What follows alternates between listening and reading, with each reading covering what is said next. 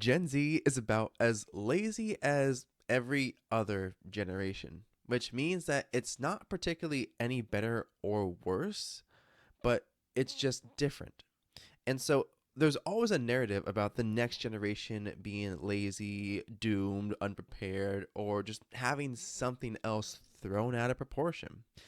And that's why it's important that we talk about that. So, keeping everything simple, let's dive right in.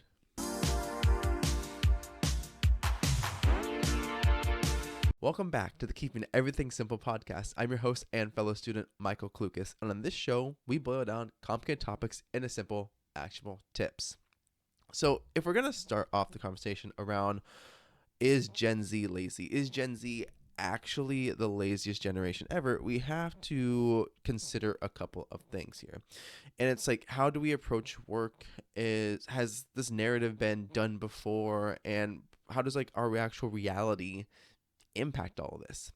And that's what we're going to really be breaking down in this episode of Keeping Everything Simple, because it's less and less, I think, about, again, one generation being lazier than another, and more about how we approach situations, problems, and just work in life as a whole continue to evolve, and it continues to change with each new generation and each new advancement that we make in the workplace and throughout, the population and the world as a whole.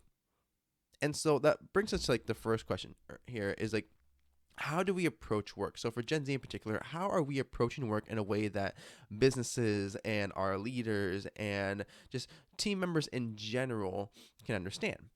And I kind of phrase it as we have the can-do attitude, but on steroids, because we have so much access to information, so much access to to-dos or how-to guides on the internet, and an understanding that at any moment we can whip out our phones and search up for an answer. It has developed into what I, have attributed to the can-do attitude being on steroids, where we feel that no matter what, we'll be able to find an answer and we'll be able to think it through on our own.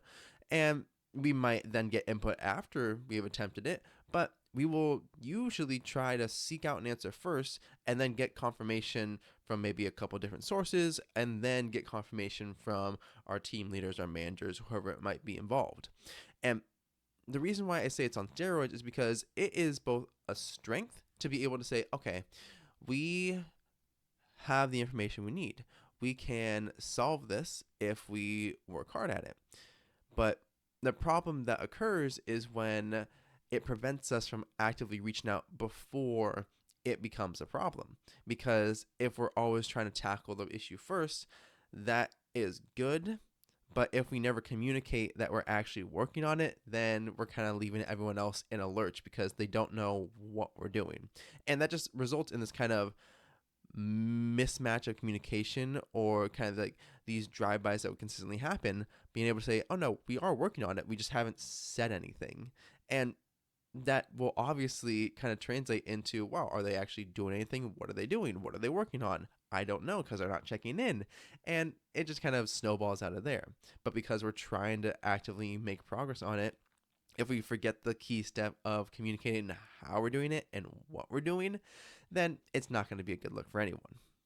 And that relates to the other part of how we approach work, and that is the desire for autonomy. So the desire to kind of be set loose on our own, so we can say, okay, we want to be able to tackle these problems on our own time, in our own, unique way, whatever that might be, because each of us, even if there are SOPs, standard operating procedures for any company, any job that we're in, we want to be able to say, okay, I know that's the way to do it. I'm going to test a couple other ways, and I'm going to, tackle this in a way that makes sense to me.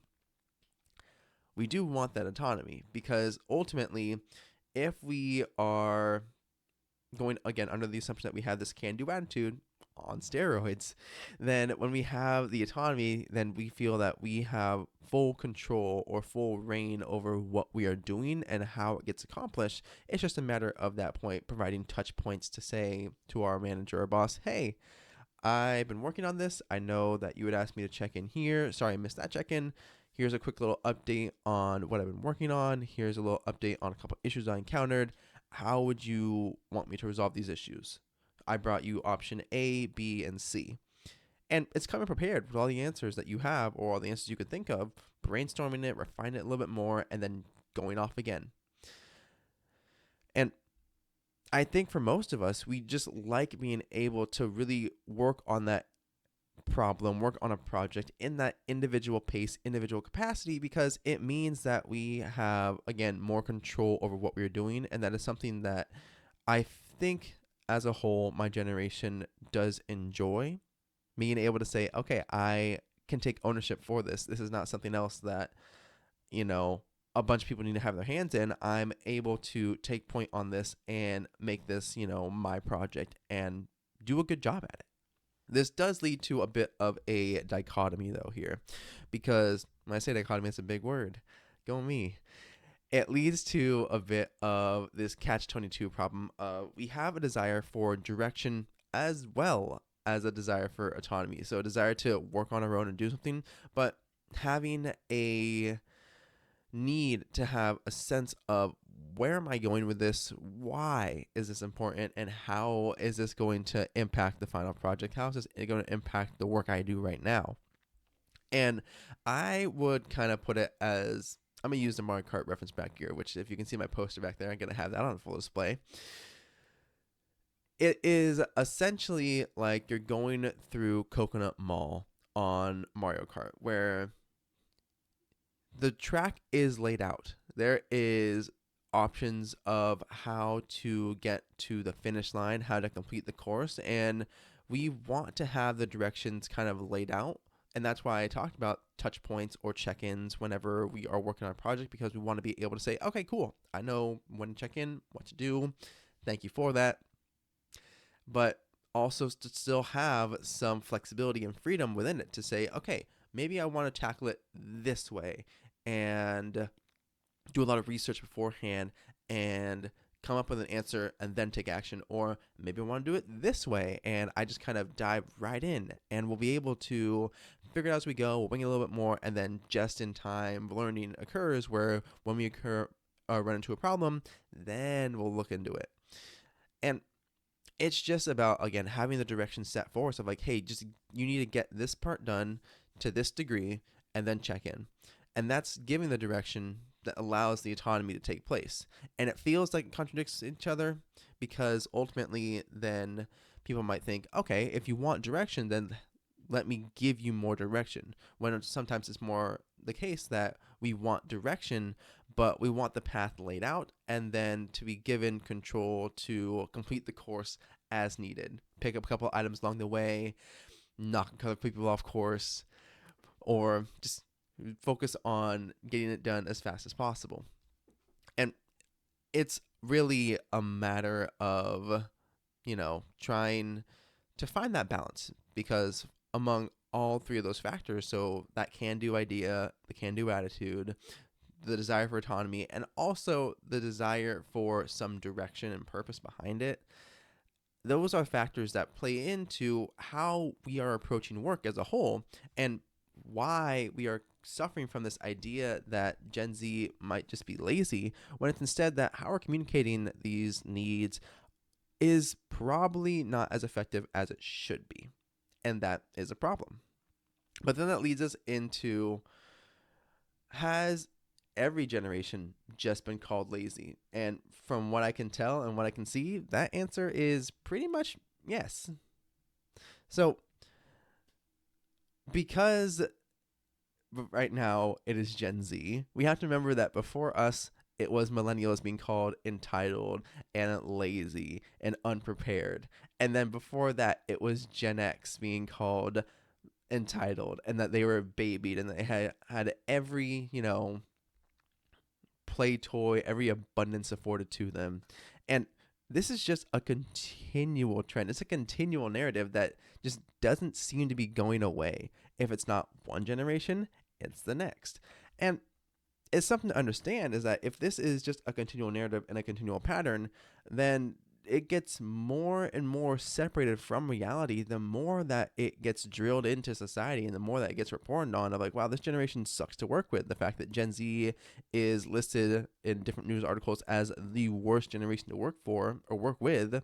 And then you have to ask yourself, well, who came up with that? Does that actually reflect the reality of the situation, the reality of the world? Or is it just another kind of fear mongering or negative news bias of, wow, Gen Z is so lazy, just as millennials were quote unquote so lazy, even though millennials now are categorically the ones that businesses want as managers and leaders because they've been in the workforce now for a couple decades. And these are just important questions that we have to consider, because ultimately, if this is just a pervasive narrative that continues over and over again, then at some point we have to decide, are we going to listen to that narrative, or are we going to actually forge our own and allow ourselves to do some critical thinking about that situation and about just that overarching idea, because it's such a broad, sweeping allegation. And the same then gets said for, if I'm disconnected from reality, if we are disconnected from reality, we have to use critical thinking on what is our current situation, what is our current circumstance actually, looking like. Because when we are disconnected from reality, then we lose touch with who actually is lazy. And as I said at the start of this episode, is that Gen Z is about as lazy as every other generation, which just means that some of us are lazy and some of us aren't. And some of us fall right in the middle. Well, we'll procrastinate, but we'll still get the job done. And that is nothing new. So much of this is just the same problem packaged up in a different way with a new snazzy title called Gen Z, rather than just focusing on the reality of it of, hey, everyone in every generation has some people who work hard, some people who don't, some people fall in the middle, and it's just this full wide-ranging spectrum that the more we try to use these blanket statements, then the more we kind of lose sight of everyone's own take on, the actual ability to get work done and get the job done. And this is not to the fault of, anyone besides those who report in this way or write articles in this way or take surveys and data in this way. And that does mean that we have to then just remember and remind ourselves over and over again that our reality needs to be set in what we're actually experiencing and what we're actually going through. So who's lazy? Well, actually pretty much everybody in some capacity or another. It's just how it shows itself and how we are taking that to heart, or how we are quote unquote experiencing someone else's laziness really impacts how we should be thinking about it, rather than just a continual storyline that gets pushed over and over and over again. And then we also have to remember that technology plays a role in this too, because if technology defines what we think is lazy, then Gen Z as a whole is going to have a host of different ways we can be considered lazy. Because the best example I have of this is email. So email used to be the way to communicate professionally. And sending a text message, sending a Slack message would have been seen as unprofessional because it's so informal. There's none of the, dear so-and-so, I hope you're having a great day. Here's what I request. Can we have a meeting time set for, 3 p.m.? Sincerely, me. No, that's not the Dear Evan Hansen song. But to have that be part of this transition that happens, it's then understanding that, okay, how we are interacting with technology as a whole is changing the environment that we work in. And to have then things like Zoom, to have things like Slack, Microsoft Teams, there's just so many different ways that we communicate, that we get things done, that work actually happens and takes place, that sometimes it can both look like nothing's happening, or as a whole, we are choosing to step back from some of the, I would say, they aren't necessary, so some of the unnecessary or inefficient uses of our time to actually get work done, but that can look like we are trying to avoid responsibilities of, hey, here is a reoccurring weekly meeting that nothing ever actually happens in, and you have chosen to opt out of it. And to some, it's like, well, why would you opt out of it? This is a weekly team meeting, or this is a weekly meeting that has to occur.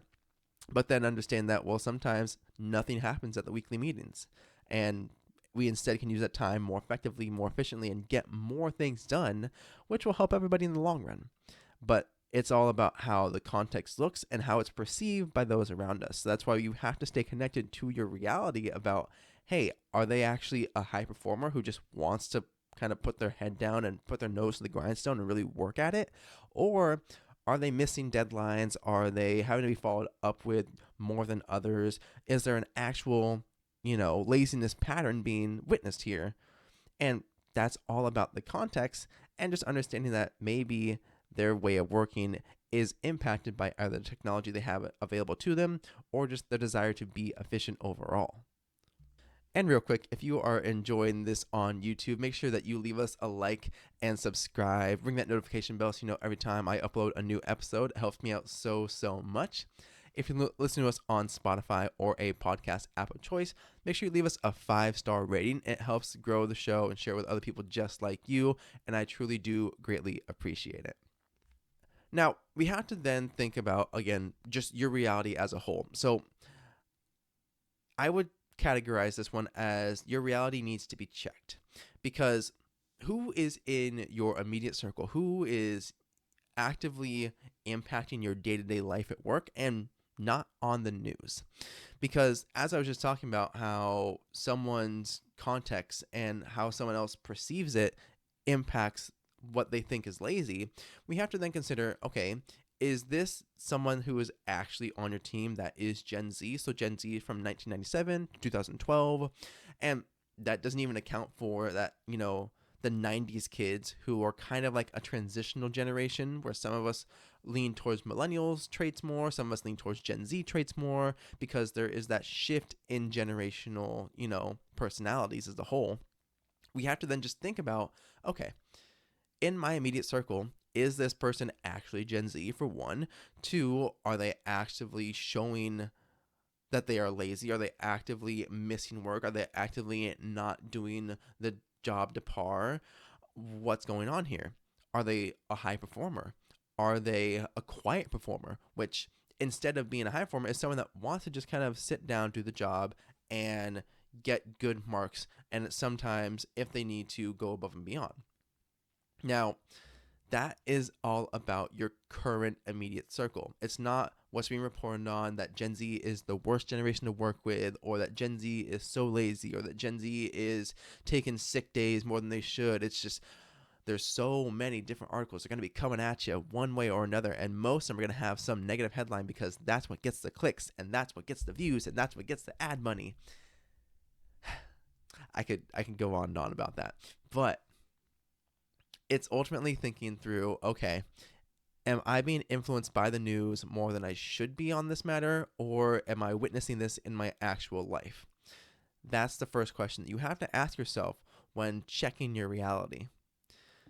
The next question you have to ask yourself is, have I had a conversation with another generation? Like, we are so prone to siloing ourselves among people who share our beliefs, people who are so similar to us, people who share our same value sets, people who share our same experiences. And just because when we are siloed into people who understand us, we feel a bit more comfortable with them. And when you are trying to build, say, a certain company culture or have a certain type of business, your culture is based on who you hire. And if you're hiring people that, are similar to you, that's because you have a certain culture in mind, you have a certain outcome that you want, which is perfectly well and fine, but you have to recognize that the impact of that is that you can unfortunately create a silo where you are having people who will only agree with the circumstances and agree with the narratives that have been set forth rather than doing more critical thinking. And that's a broad stroke as well, but it's just kind of a potential pattern and a potential misstep that can happen. But you have to then think, have I had a conversation with someone who is younger than me, as well as for those of us in Gen Z, have we had conversations with someone older than us who's more experienced than us, someone who's our senior? Because if we are able to say, I have had a deep conversation, or I have had a great one-on-one with my millennial manager or my Gen X team lead, it's then us thinking, okay, what have we miscommunicated? How have we said the same thing in completely different ways? Or how have we landed on the same page in the same way and everything is hunky dory? Wow, I've not used that term in a long time. Moving on. But if we are able to actively talk to another generation and have these fruitful and actually meaningful conversations, then we're able to see that there's obviously a lot more in common than there is different. Of course, how we approach things is going to be different. How we think about some problems and some situations is going to be different. But as a whole, we kind of boil down still to that human experience and those human commonalities, because we want to do something that leaves its mark, something that we feel good about, something that actively feels worthwhile, and that's something we get compensated for. None of those things seem out of this world or crazy. But the problem is when it gets framed within our silos as, wow, I can't believe they're asking for that, we tend to forget and tend to look at ourselves and reflect of, okay, I want some of those things too, actually. It's just how I want them to come about is going to be a little bit different. So you have to have conversations with other generations. And so to check your reality, ask yourselves, have I actively talked to someone who is in another generation, and have I actively tried to understand where they're coming from, their positioning, and their experiences, so I can either be a better team member, be a better leader, or just be a more well-rounded person in general? And then we have the final piece here, which is like, have you offered to be part of the solution? And this just goes back to the whole negative news bias, negative news narratives that will continue to just pop up because, again, those get the clicks.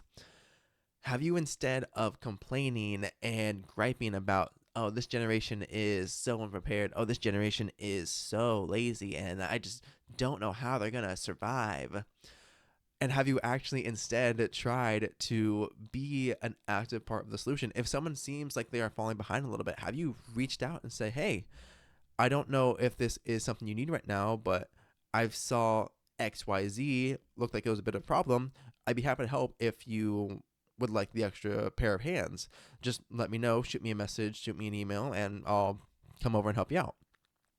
As simple as that. You've offered to be part of the solution rather than writing someone off as being lazy and that, they aren't making the progress that you would have, or they aren't actively solving an issue in a way that, follows protocols.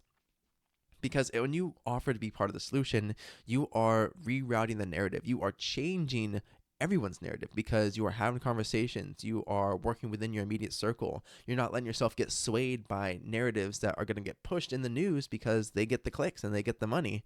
Instead, you are making an immediate impact, an immediate change that you will actually feel within your own job as well.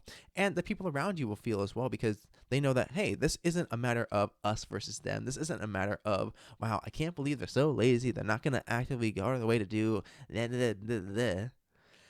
Instead, it's a matter of, wow, I have the experience that, they probably are lacking a little bit of. Let me reach out and do my best to help them be their absolute best as well. Because it's not that everyone in Gen Z just happens to be lazy. It's instead that, again, it's a spectrum.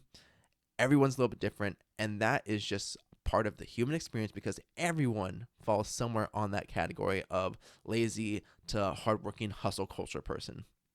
In the end, we have to just honestly think about, is your narrative being forged by your own experiences, or is it being force-fed to you? Because every generation is lazy in some capacity. It's nothing new, and that is important to recognize and remember at all times that, okay, everyone has some lazy streak in them. Everyone, I imagine, has experienced at some point, you have a project.